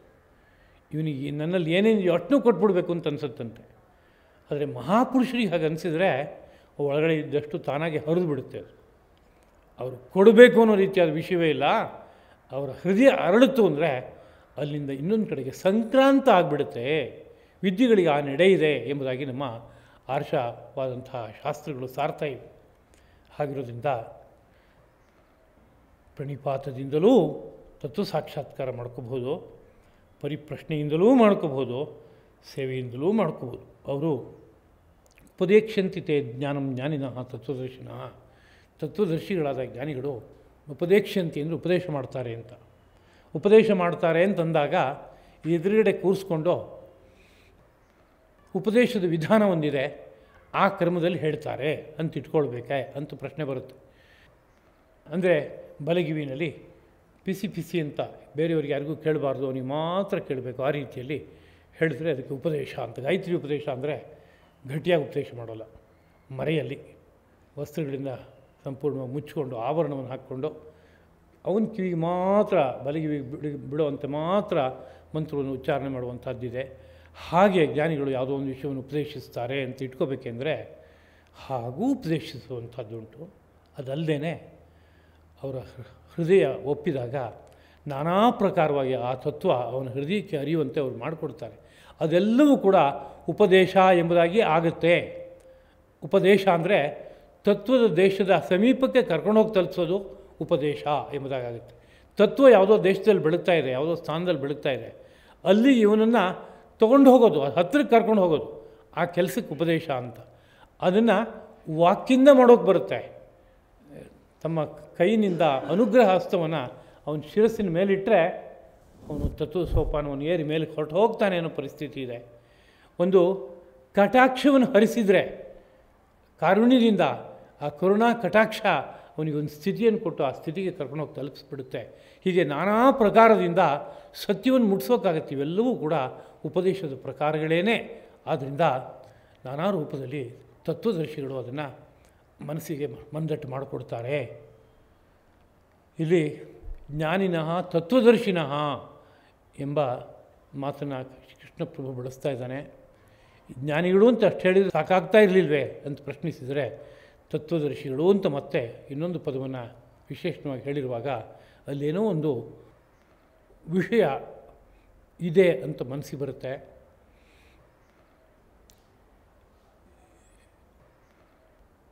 ಜ್ಞಾನಿಗಳು ಅನ್ನೋ ಒಂದು ಗುಂಪಿದೆ. ಅವರು ಅಂತಃಪ್ರಪಂಚದಲ್ಲಿ ಸತ್ಯವನ್ನು ಅನುಭವಿಸ್ಬೋದು. ಇನ್ನೊಂದು ವರ್ಗ ಇದೆ, ಅವರು ವಿಜ್ಞಾನಿಗಳು. ವಿಜ್ಞಾನಿಗಳು ಅಂದರೆ ಆಧುನಿಕ ವಿಜ್ಞಾನವನ್ನು ತಂದ್ಕೋಬಾರ್ದು. ಈ ಶರೀರ ಯಂತ್ರದ ವಿಜ್ಞಾನವನ್ನು ಅರ್ಥ ಮಾಡಿಕೊಂಡವರು, ಈ ಪ್ರಕೃತಿ ಮಂಡಲದಲ್ಲಿರುವ ಸತ್ಯಗಳನ್ನು ಅರ್ಥ ಮಾಡಿಕೊಂಡವರು, ವಿಧಿವಿಧಾನವರಿತು ಒಂದು ತತ್ವದ ಸಾಕ್ಷಾತ್ಕಾರ ಮಾಡಿಸಬಲ್ಲರು ಅಂಥವ್ರು ಇರ್ತಾರೆ. ಅವರು ಈ ಸೃಷ್ಟಿಯ ತತ್ವಗಳನ್ನೆಲ್ಲ ಬಲ್ಲವರಾಗಿರ್ತಾರೆ. ಈ ತತ್ವದ ನಡೆಯನ್ನು ಅರ್ಥ ಮಾಡಿಕೊಂಡು ಅವರು ಯಾವ ಪ್ರಕೃತಿಯನ್ನು ಹತ್ತಿರ ಬಂದರು, ಅವನನ್ನು ಯಾವ ಮಾರ್ಗದಿಂದ ತೊಗೊಂಡೋಗಲಿ ಮುಟ್ಟಿಸ್ಬೇಕು, ಶಬ್ದದ ದ್ವಾರ ಯಾರನ್ನು ಮುಟ್ಟಿಸ್ಬೇಕು, ಸ್ಪರ್ಶದ ದ್ವಾರ ಯಾರನ್ನು ಮುಟ್ಟಿಸ್ಬೇಕು, ಕಟಾಕ್ಷದ ದ್ವಾರ ಯಾರನ್ನು ಮುಟ್ಟಿಸ್ಬೇಕು, ಕೇವಲ ಸನ್ನಿಧಿಯ ಮಾತ್ರದಿಂದ ಯಾರನ್ನು ಮುಟ್ಟಿಸ್ಬೇಕು, ಈ ಎಲ್ಲ ವಿಷಯಗಳನ್ನು ಅರ್ಥ ಮಾಡಿಕೊಂಡವರಾಗಿ ಅಲ್ಲಿಗೆ ತಲುಪಿಸ್ತಾರೆ ಅನ್ನೋ ಒಂದು ಆಶಯವನ್ನು ಇಲ್ಲಿ ಭಾವಿಸ್ಬೋದಾಗಿದೆ. ಅದರಿಂದ ಜ್ಞಾನಿಗಳು ತಾವು ಅನುಭವಿಸ್ಬೋದು, ಇನ್ನೊಬ್ಬರಿಗೆ ಅದನ್ನು ಸಂಕ್ರಾಂತಗೊಳಿಸೋದಕ್ಕೆ ಬರದೇ ಹೋಗ್ಬೋದು. ನಾನು ಅನುಭವಿಸ್ತೀನಪ್ಪ, ನನ್ನ ಸನ್ನಿಧಿಯಲ್ಲಿ ಇದ್ದು ನೀನು ಬೇಕಾದ್ರೆ ಅನುಭವಿಸ್ಕೊ ಅಂತ ಹೇಳ್ಬೋದು. ಆದರೆ ಇನ್ನೊಬ್ಬನಿಗೆ ಅದನ್ನು ಸಂಪೂರ್ಣವಾಗಿ ಬಾಗಿಲು ತೆರೆದು ಅಲ್ಲಿಗೆ ಹೋಗಿ ತಲುಪೋ ತರಹ ಮಾಡೋಕ್ಕಾಗತ್ತಾ ಅಂದರೆ ಆಗದೇ ಇರಬಹುದು ಎಷ್ಟೋ ಸಂದರ್ಭದಲ್ಲಿ.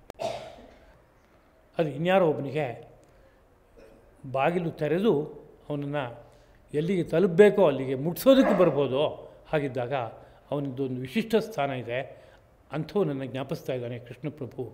ತತ್ವದರ್ಶಿಯಾದಂಥ ಜ್ಞಾನಿಗಳು ನಿನಗೆ ಉಪದೇಶವನ್ನು ಮಾಡ್ತಾರೆ ಎನ್ನುವಾಗ ಹೀಗೆ ಶ್ರೀಕೃಷ್ಣಪ್ರಭು ಒಂದು ಸೃಷ್ಟಿಯ ಮರ್ಮವನ್ನು ಈ ರೀತಿಯಲ್ಲಿ ಬುದ್ಧಿಗೆ ಅನುಗ್ರಹಿಸಿಕೊಡ್ತಾ ಇದ್ದಾನೆ.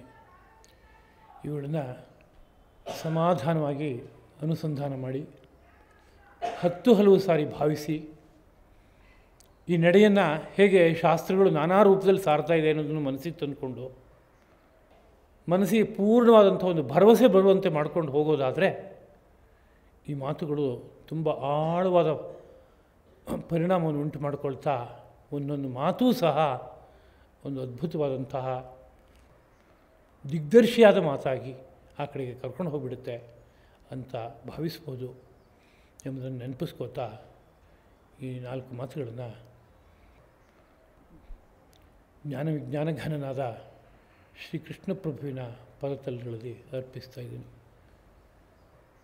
ಕಾಯೇನ ವಾಚಾ ಮನಸಾ ಇಂದ್ರಿಯೈರ್ವಾ ಬುದ್ಧ್ಯಾತ್ಮನಾ ಪ್ರಕೃತೆ ಸ್ವಭಾವಾತ್ ಕರೋಮಿ ಯದ್ಯತ್ ಸಕಲಂ ಪರಸ್ಮೈ ನಾರಾಯಣಾಯೇತಿ ಸಮರ್ಪಯಾಮಿ. ಶ್ರೀಕೃಷ್ಣಾರ್ಪಣಮಸ್ತು.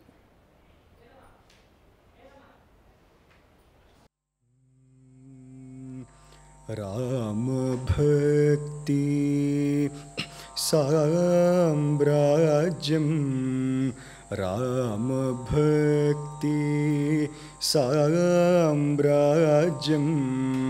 ರಾಮ ಭಕ್ತಿ ಸಾಮ್ರಾಜ್ಯಂ ರಾಮ ಭಕ್ತಿ ಸಾಮ್ರಾಜ್ಯಂ ರಾಮ ಭಕ್ತಿ ಸಾಮ್ರಾಜ್ಯಂ ಮೇ ಮಾನವುಲ ಕಾಬೆನೋ ಮನಸ ರಾಮ ಭಕ್ತಿ ಸಾಮ್ರಾಜ್ಯಂ ಮೇ ಮಾನವುಲ ಕಾಬೆನೋ ಮನಸ ರಾಮ ಭಕ್ತಿ.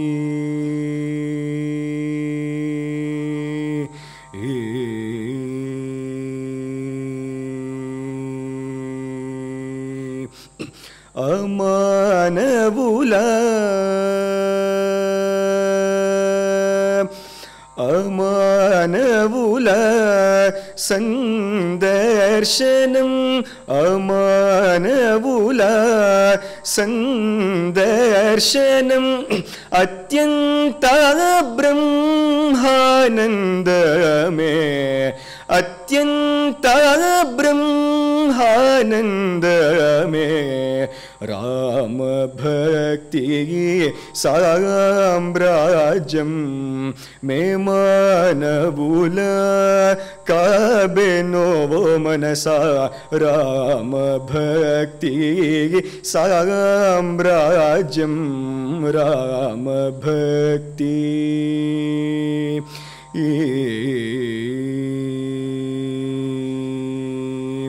ಇಲಾಗನಿ ವಿವರಿಂಪಲೇನು ಇಲಾಗನಿ ವಿವರಿಂಪಲೇನು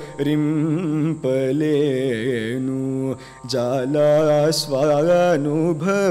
ವೇದ್ಯಮೇ ಮನಸ ಇಲಾಗನಿ ವಿವರಿಂಪಲೇನು